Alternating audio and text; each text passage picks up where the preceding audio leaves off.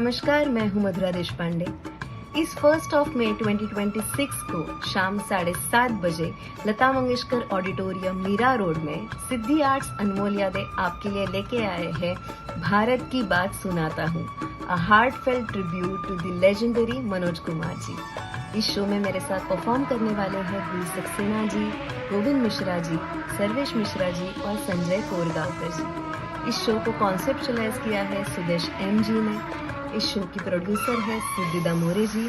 इस शो के music conductor है राजेश पवार जी। एड में दिए गए हुए नंबर पे कॉल करके भी आप अपने टिकट्स बुक कर सकते हैं। सो जल्द से जल्द अपने टिकट्स बुक कर लीजिए और 1 मई को शाम 7:30 बजे लता मंगेशकर ऑडिटोरियम मीरा रोड में मनोज कुमार जी के खूबसूरत गाने सुनने के लिए जरूर आइए। Thank you.